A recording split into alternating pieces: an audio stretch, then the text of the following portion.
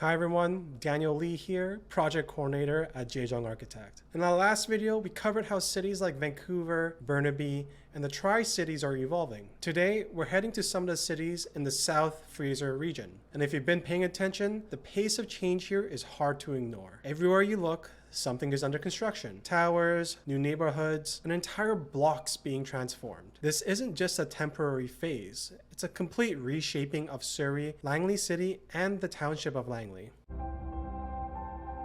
Let's start with what we're seeing on the ground. In Surrey, the scale of growth is unlike anywhere else in British Columbia. The city is projected to become the most populous in the province by 2030, and it's not slowing down. Right now, 2,000 people move in every month. That's a small town's worth of population every few weeks. By 2044, Surrey's population is expected to hit 1 million. That kind of growth doesn't just demand housing. It demands schools, water lines, transit networks, fire halls, and everything in between. A recent housing report from the city showed that Surrey will need over 53,000 new homes in just 5 years. By 2045, the number jumps to 169,000. Even if those targets sound ambitious, the reality is that the city is nowhere near meeting them. Annual construction sits between 3,000 and 4,500 homes, not nearly enough to meet the need, especially when you factor in affordability. Many renters are in basement suites or investor-owned condos. Vacancies are tight and prices continue to rise. Surrey is in the middle of rewriting its OCP, or also known as the Official Community Plan. The existing plan is over a decade old. The new one, expected later this year, is being shaped through surveys and workshops. But documents like these don't build homes on their own. What matters is how they get implemented and whether infrastructure and policy can keep up with the volume. If you've been through Surrey's city center lately, you've seen how this is playing out in real time. The area is designated as Metro Vancouver's secondary downtown and is already in transformation mode. There are 11 towers completed, 21 under construction,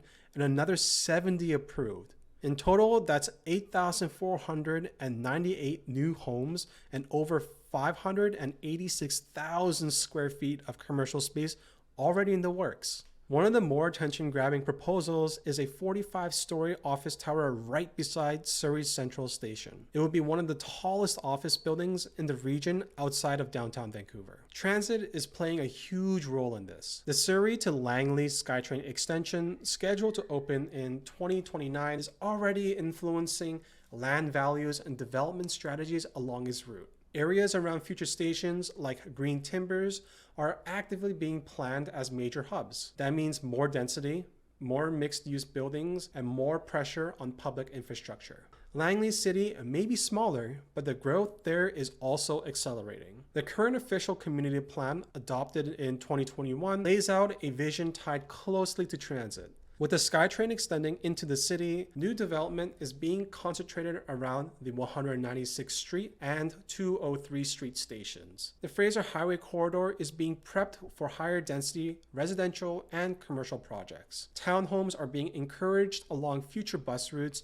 and new neighborhood commercial areas are meant to bring small-scale retail into existing residential communities. But not everyone is on board. In May 2025, a public hearing for an OCP amendment brought out around 150 residents. Every single speaker opposed the proposed changes. They submitted a petition, raised concerns about traffic, scale, and neighborhood identity, and yet the council voted to approve the amendment. Over in the Township of Langley, the changes are a bit quieter, but just as significant. Here, the focus is shifting to small-scale multi-unit housing, things like triplexes and fourplexes, and planning around future transit. The Carvoth Exchange is already a regional hub, and planners are looking at the 200th Street corridor in Willoughby as a new major growth area. TransLink is proposing a bus rapid transit line for that stretch. While the BRT hasn't broken ground yet, the township is already aligning land use planning in anticipation. And that's it for today's video.